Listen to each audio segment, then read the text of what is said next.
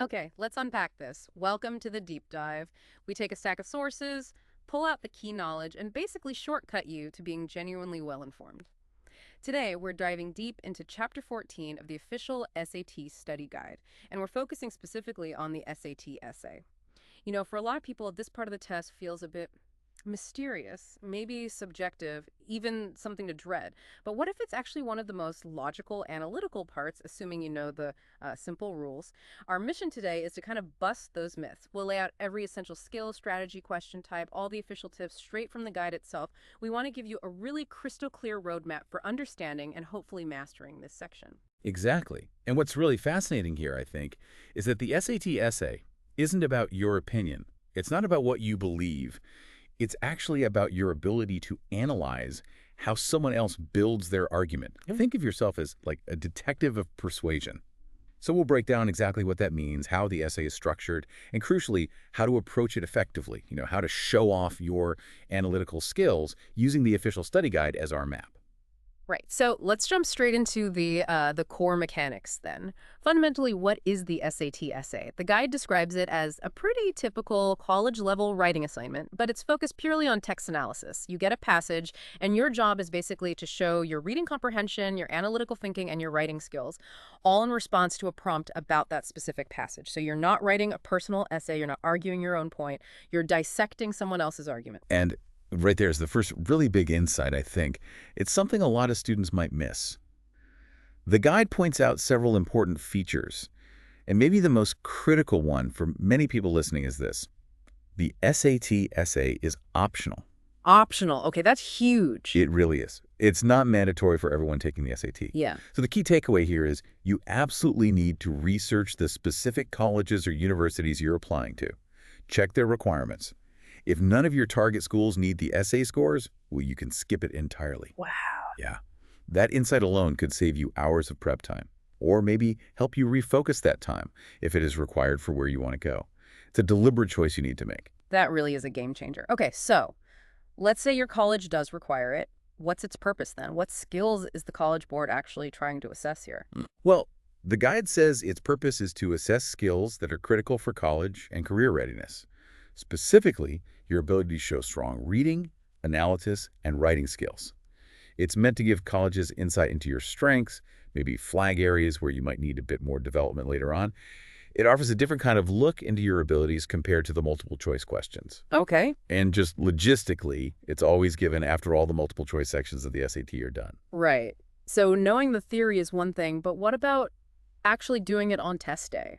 Under pressure. Let's talk about the clock. How much time do you actually get for this, and how should you approach that time? Okay, time. You get 50 minutes for the SAT essay. The passage you read and analyze is roughly the same length as a typical passage from the main SAT reading test. And that 50-minute window, it's a very deliberate choice. It's backed by College Board research. It's designed to give enough time for thoughtful analysis, but it definitely still requires solid time management. And here's something really crucial from the guide that highlights that pressure. Apparently, most students don't actually finish the essay. That's right. Which isn't meant to scare anyone, but I guess the insight isn't just that people run out of time. Exactly.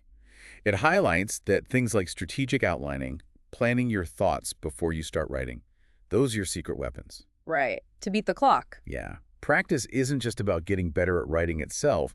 It's about optimizing how you use those 50 minutes. And just to confirm, it's always one prompt, one essay response. Just one.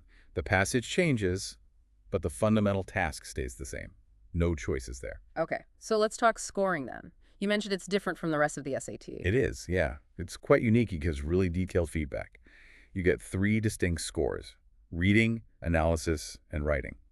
And for each of these 3 areas, your essay is scored independently by 2 different trained raters. They each give a score from 1 to 4. Those 2 scores are then added together. So for reading, you'll get a total score between 2 and 8. Same for analysis, 2 to 8. Yeah. And same for writing, 2 to 8. 2 to 8 for each. Got it. And critically, remember this.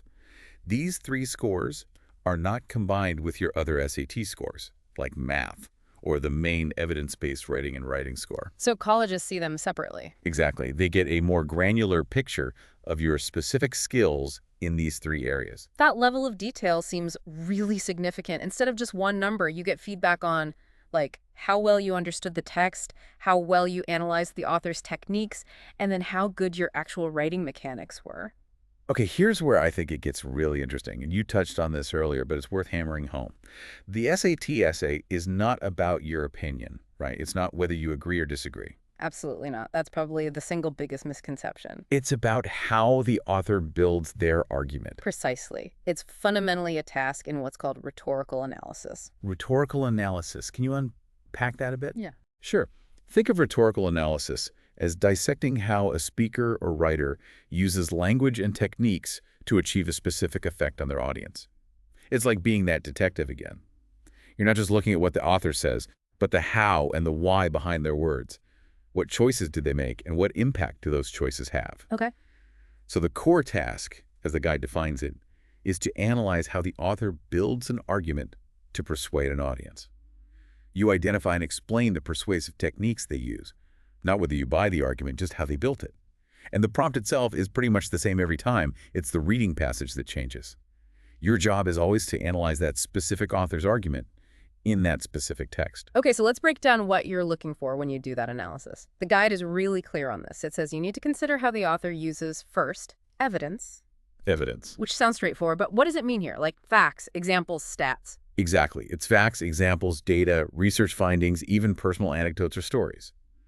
Basically, anything the author brings in to support their claims. Okay. But the deeper insight isn't just spotting the evidence. It's understanding why the author chose that specific kind of evidence. Are they trying to build credibility with data, stir emotion with a story, inform with facts? That's the analysis part. Got it. So what's next after evidence? Next up is reasoning. This one's sometimes a bit harder to pin down, but it's super important for a good score. Reasoning is basically the logical connections the author makes, the claims, the ideas, how they link everything together to develop their argument. So like the flow of logic. Yeah, you could think of it as the thinking that holds the argument together. It's the invisible threads connecting the evidence to the claims, claim to claim, how they structure their logic to make a coherent case. Okay, evidence, reasoning. Well, That's the third piece. the third piece is stylistic and persuasive elements. This is maybe what people traditionally think of as rhetoric. It includes things like specific word choice connotations, tone. It includes appeals to emotion, which is pathos, Mm-hmm. appeals to logic, logos, or appeals to credibility, ethos. Classic appeal. The classics, yeah. Yeah. But it also includes things like humor, maybe irony, metaphors, analogies, really any technique the author uses to add power, impact, or persuasive force to their ideas. And again, the key is not just listing them. Right. The insight here is recognizing not just what the element is, oh, that's an appeal to emotion, but how it functions. How does that appeal actually help the author achieve their overall persuasive goal with their intended audience? That's the analysis. Okay, and let's just hit this one more time because it seems so critical. Your essay should not explain if you agree or disagree with the author's points. Absolutely. It's entirely about how the author tries to persuade their audience. And your whole analysis needs to be based only on the passage they give you, right? Which is about 650 to 750 words. Correct. Stick to the text. No outside knowledge is needed or expected. You're showing you can analyze that text, not your general knowledge. It's about maintaining that objective analytical stance. So, okay, you've read the passage. You've identified some potential evidence, reasoning, stylistic choices. How do you actually put that together into a strong analysis? What does that look like? That's the next step, translating identification into analysis. The guide talks about building an argument to persuade an audience. That sounds like the core of it. It is. That phrase really captures the essence of rhetorical analysis in this context. You're not just summarizing what the author said. That's a common trap. Yeah, avoid summary. Instead, you're examining how they said it. You're explaining the contribution of the specific techniques you noticed to the author's overall persuasive goal. And the guide suggests focusing on the most relevant aspects, not just everything you see. Yes, that's key. Focus on the elements that you think contribute most significantly to the passage's persuasive power. Don't just create a laundry list of rhetorical devices. Quality over quantity. The depth of your analysis on a few well-chosen elements is what really earns points. Okay, that makes sense. Which brings up that question again. Why is it so important not to bring in your own agreement or disagreement? Why does the guide stress that so much? Well, the main goal is to demonstrate your ability to analyze how the author constructed their argument. If you start injecting your personal feelings or opinions, you shift the focus away from the author's craft and onto your own viewpoint. Which isn't what they're measuring. Exactly. It's Okay. not designed to assess your opinion on the topic. Maintaining that academic, critical distance shows you can dissect an argument objectively. And honestly, that's a really valuable skill well beyond the SAT. For sure. So let's get practical. What does a strong essay actually look like according to the guide's rubrics? Let's break down those three scores: reading, analysis, and writing. What makes for a high score in, say, writing? Okay, for the writing dimension, a strong score like a 7 or 8 means your essay has a clear introduction and conclusion. It progresses logically with smooth transitions between ideas. Your word choice is precise, you use varied sentence structures effectively, and, importantly, it's mostly free of grammatical errors or awkward phrasing.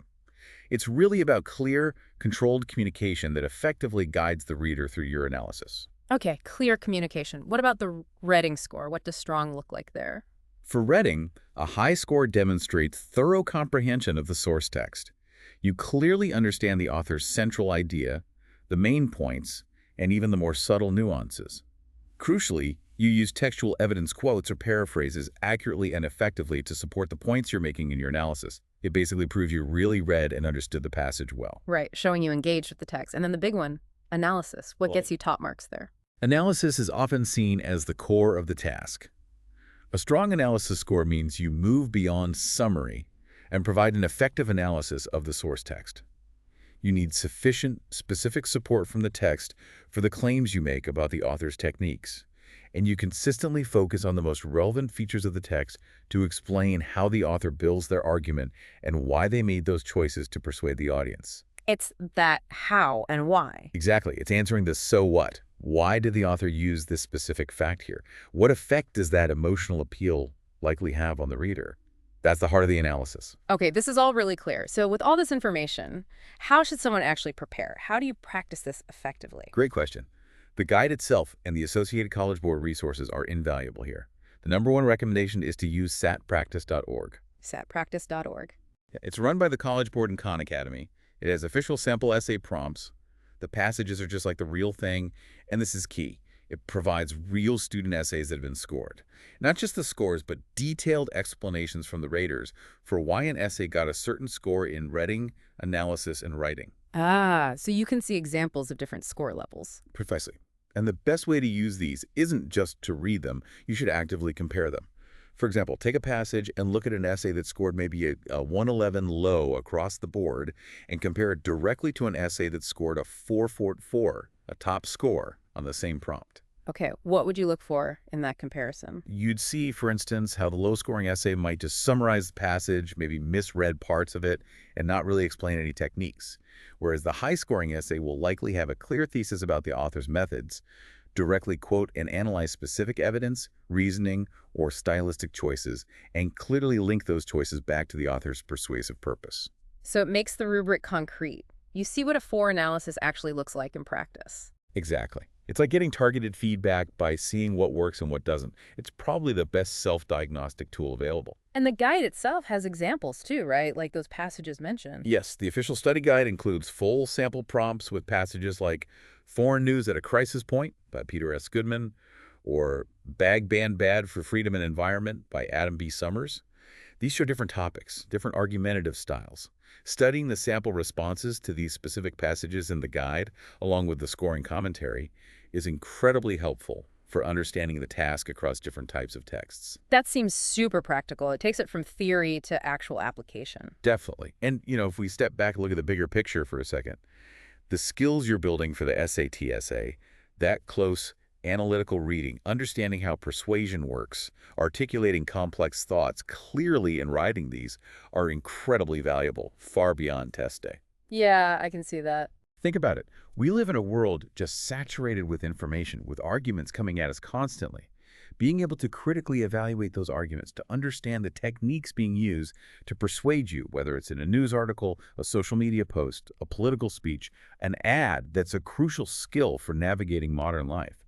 It makes you a more discerning consumer of information. That's a really great point. It connects the test prep to, well, real life. Okay, so let's recap. We've really dug into the SAT essay using the official SAT study guide as our foundation. We covered its purpose, its structure, the fact that it's optional for many, those three distinct scoring dimensions. Reading, analysis, writing, each scored 2 to 8. And we hammered home that critical focus, analyze how the author persuades, not whether you agree with them. Right. We explored strategies for finding evidence, reasoning, stylistic elements, and how to build your analysis.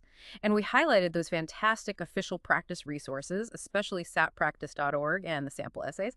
Hopefully you feel like you have a much clearer roadmap now for tackling this section should you choose or need to take it. And maybe this leaves you with a final thought to consider. In this world that's just full of competing arguments and viewpoints, how might this analytical lens you're developing for the SAT essay, how might that help you not just understand, but really evaluate the arguments shaping our world every day? How can it help you make more informed choices? Something to definitely think about. Thank you for joining us for this deep dive today. Keep exploring, keep questioning, and keep becoming ever more well-informed.